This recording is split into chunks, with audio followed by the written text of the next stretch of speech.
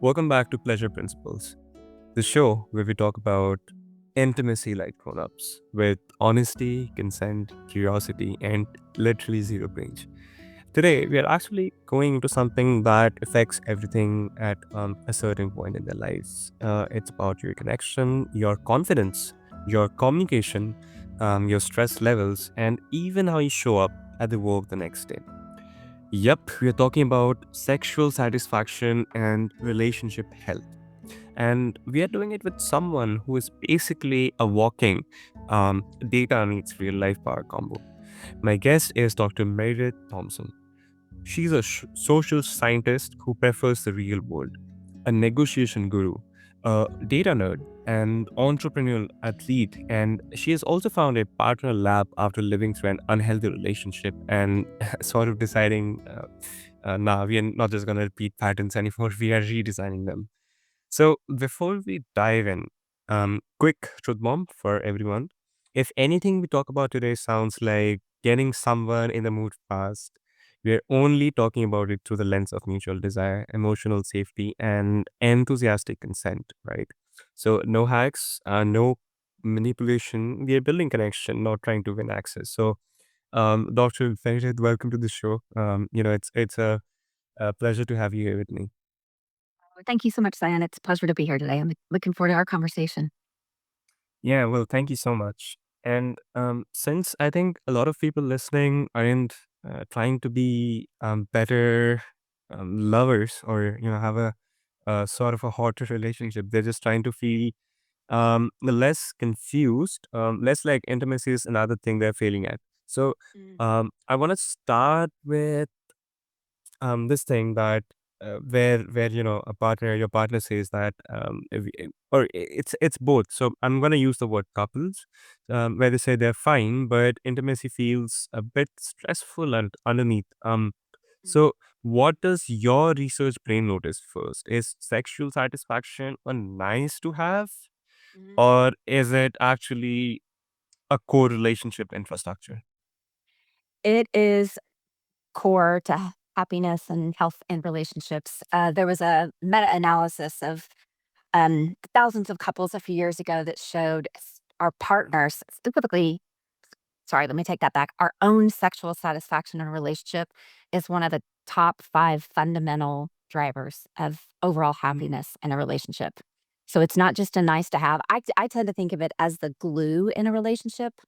You know, Mhm. when the rest of life is tough and maybe you're going through stress or transitions or you have little kids at home or you have aging parents, like if the sex is Mhm. good and you or feel like it's a safe space, like it just makes the rest of the relationship smoother and you're more gracious with your partner. So it's absolutely fundamental. And so when couples lose it, that is why they in large part feel that disconnect. Mhm. Yeah, yeah, and this is usually where things get awkward in real life. I mean, because Sure. once people realize, that intimacy isn't just nice to have, the next thought is almost never graceful, right? It's more usually like, Mhm. sort of like, why isn't my partner just ready? Mhm. Um, so I want to actually straight at that spicy headline, Mhm. where people want their partner to be in the mood, within seconds. Mm. What's the biggest misconception behind that desire? What actually Oh. helps desire happen faster in a healthy, sustainable way? I love that you asked this question. It's one of my favorites. And I will say I know what the research is on this, but I also know it from a lived experience. So I was married for 22 years, divorced about 10 years ago, and um, been with my current partner about 9 years. And at least for women, and you can probably speak more to the male side of things, but for women, it's not something I guess we like to talk about because it's not sexy, but I kid you not, Yeah, it does lead to sex. It's that yeah. safety. Like, I know my current partner, my deepest, darkest secrets are safe with him. He has never raised his voice at me. He has never been belittling. Like, it is a transformationally and, much healthier relationship than the marriage I had been in previously, or I did for much of it, I Mhm. didn't feel safe. Like, physically, mentally, emotionally, financially, any of that. And so now I'll just be really candid. We've been together 9 years. There's probably been 3 times in that 9 years where he's like, "Come on, you wanna?" And I'm just and it's not because I'm not actually interested. It was like, "I am so dog tired. I don't think I can." Every other time, Yeah. like, it takes 2 seconds of touching from my partner, and it's like, "You're a safe space. I really like you, and you've got these, like, great blue eyes and this." I call him a silver fox. He has white silver hair, and I'm like, "Yeah, let's do this." And so, like, that the safety, whether it's physical, mental, emotional, all of it, at least for women, it's huge, and if it's there, you're like, you don't have to work that hard to get your partner in the mood. Yeah. But Yeah. when the safety is not there, sex becomes absolutely a chore and it becomes stressful. And it's not supposed to be that way. We start one way I think about it is are we seeking pleasure or are we seeking relief? And I think Mm. in a lot of less happy relationships, people are seeking relief. They want relief Mm. from the stress and strain and the lack of safety. They want relief from the anxiety and they tell themselves they're seeking pleasure because that sounds better, right? Like we'd rather be Yeah. seeking pleasure in our relationship. We don't want relief in it or from our relationship. But if we can get clarity about, is it actually pleasure that we're seeking or is it relief? That question I think is fundamental to figuring out next steps to be in a happier, healthier relationship. Yeah. Yeah. And so is it safe to generalize this for both men and women? Mm. Or Yeah, is it just that's a yeah, great okay. question. I Go ahead.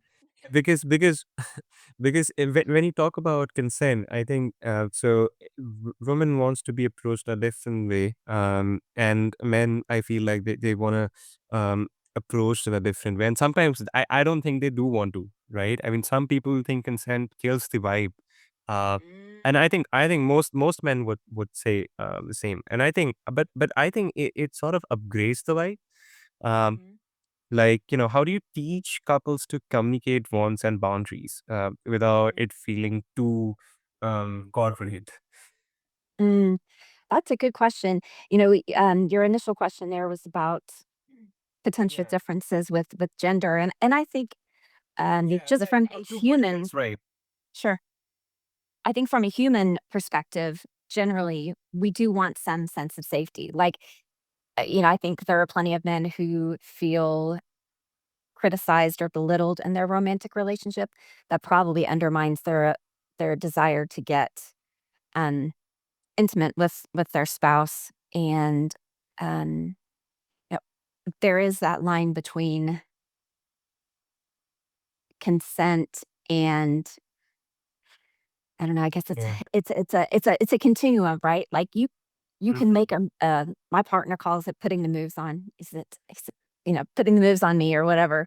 But Yeah. that's very different from like we're going to do this, you don't have a choice. And the very Yeah. coercive side that I think some people think is like if you have a kind of an arrangement or an understanding with your partner that coercive words aren't really meant to coerce, that's very Mhm. different because then it's kind of, it's role playing or something in that vein. But Yeah. if you don't have that understanding and it really is about power, and I think that's the other thing really that's going on in a lot of these, they say everything out in the world is about sex and Yeah, and power, I but think sex is about power, right. and so I think that's very much what's going on here. A power dynamic in a sexual relationship can be really exciting, Right. Right. but if you're talking about coercion, that's different. Right. I mean, it's really about what people are finding sexy, right? I mean, so it's kind of that power difference, the kind of dominance that is getting normalized these days, I would say. Mm, Um, so and I'm honestly the way you broke it down, right? I'm obsessed with it because when consent, I think is actually woven in. Sorry, mhm, not just technically, but sort of emotionally. That's mhm, that's a real change. I think the vibe gets more playful. mm, Less tenser. mhm, So mhm, I want to I want to talk about what supports that shift.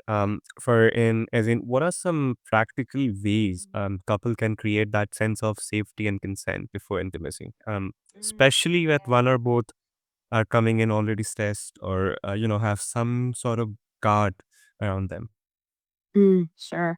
Well, I think, the issues of power and especially honesty really are a critical part of this. And frankly, I think a lot of times it can be beneficial to talk about what interests you and what maybe your fantasies are outside of an actual, Yeah. um, like, an initial sexual encounter or what have you.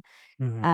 To say, hey, let's exchange preferences or fantasies or whatever it is about like, hey, this may surprise you, but this turns me on. I think sometimes that can be a really um Mm. you can share not just information, but that can also lead to like, oh yeah, that sounds like fun, let's try that kind of thing. And so just being able to be honest, but it's hard to be honest with somebody if you don't feel safe with them, like, but sharing that, what, this might surprise you, but I'm learning that, a lot of my girlfriends or whatever, they don't have this fantasy or this desire in this way, or, this doesn't turn them on, but it does me. And learning something new and surprising about a partner, like that reminds you of the first few months or years that you knew each other, right? You're still learning and that creates excitement. And so I think, you've got to have the safety first and then the honesty. And the honesty and safety to be able to say, "Hey, I'd like us to try this." And if your partner's like, yeah, that's not really my vibe," then, that's the end of the conversation, at least at that point. Um, being feeling like you have to give in to a partner's preferences or Mhm. desires, that yanks away whatever safety was there. I've been there, I've done that. Mm. It destroys the relationship. And so being able to be honest, but be ready if your partner's like, "Yeah, I don't really feel in the mood for that right now," or that's not really my thing." Then that needs to be the end. It shouldn't be more coercion, more arguing, or, Yeah. the crap about, "Well, if you were a good wife or if you were a good husband, you would do this for me." Like, no. Yeah. That's coercion at the highest degree. And, you're Totally. just And I unlearning. think there has to be this sweet spot that you're talking about. Um, yeah, like sorry for interrupting though. Yeah, but Go I think it's more about it's not about that you complete me or I complete you. It's more about Mhm, how you complement me. So I think that's a mhm, big difference mhm. right there. So, one is romance, the other is a hostage situation. Yes, yes, absolutely. Yeah, yes, I think you're right about the hostage situation. I like that. I think that's a good analogy. Yeah, and when people finally get that, I think that their partner isn't just responsible for regulating them or Mhm, filling in the mhm. gaps, I would say. Something really shifts. So, for Meredith, I just want to end here that for couples who actually want to have more intimacy without turning it into pressure, what's one mindset shift that actually changes how they show up with each other day to day? Ooh, that's a good question. Um, let's see. One mindset shift. I think part of it is I tend to think about how I'm also an executive coach and I teach undergrads and grad students negotiation conflict resolution. And I think that, Yeah. and I'm also a work life researcher. And so how we show up in one area of our life is generally how we show up in other areas.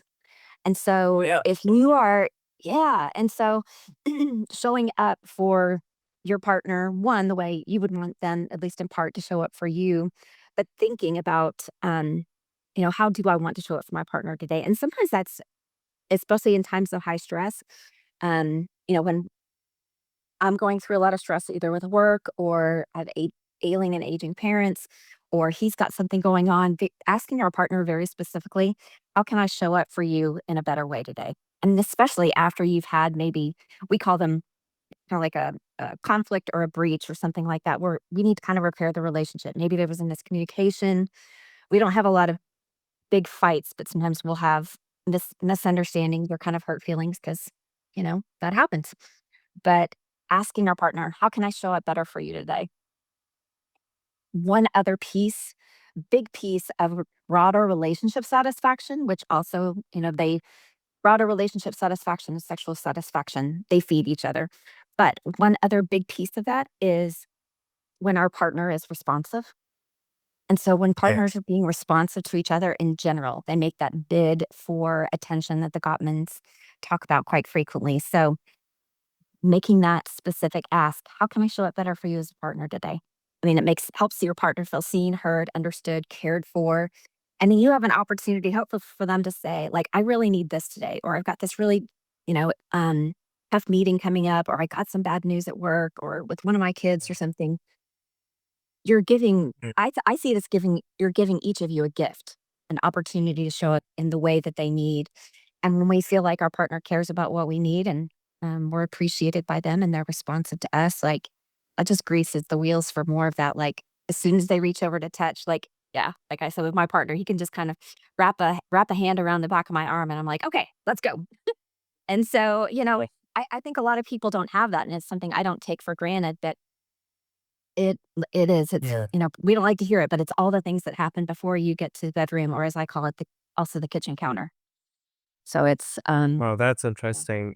Yeah, I think avoiding, yeah, like you said, right? I mean, showing up at a particular place often is related to how you show up in other areas in your life as well. And I think the biggest thing that relates with the different areas of life is how you usually communicate with people around you and the kind of energy also that you bring into the room, right? And Mhm. so talking about communication, like I think avoiding the conversation, right, doesn't actually keep the peace. I think it just delays the explosion. So, Yes. when it finally happens, it's usually louder and messier than it ever needed to be. So, Yes. um, yeah, Meredith, thank you for this conversation. And honestly, I think my biggest takeaway from this conversation would be about the dynamics that we spoke about. Mhm. And I think it's more about making people feel safe in their bodies, in the dynamic, in the conversation, because I think desire softens back into curiosity, and then boundaries stop feeling like rejection at that point. Yes, yes, absolutely. Yeah, and if you have that safety and you can be who you are. I mean, that's one thing that I don't take for granted and looked for is I wanted somebody, a new partner who I could show up exactly as I am, like bring my full self to the Yeah. party where and so if you can Yeah. do that, yeah, it has a spillover effect to where the intimacy Yeah, occurs. because that's where, intimacy and care coexist, I think. So thank you for that, Dr. Magnit. And just before we wrap off, would love to ask for those of us listening to this right now and would want to connect with you. Perhaps where can they find you at? You can find me personally on LinkedIn, and you can also find me at my company it's called PartnerLab.com, and our website is mypartnerlab.co. So lots of tools and resources there grounded in research to help people enhance their relationship, and especially for those who may be feeling kind of stuck in their relationship and are looking for help to figure out Mhm. next steps. So thank you for asking. Perfect, Dr. Meredith. Thank you so much for sharing that. And the listeners, I'll have Thank this you. the show notes by you, so you can check them out at your own convenience. And with that, we hit today's minute mark on this episode.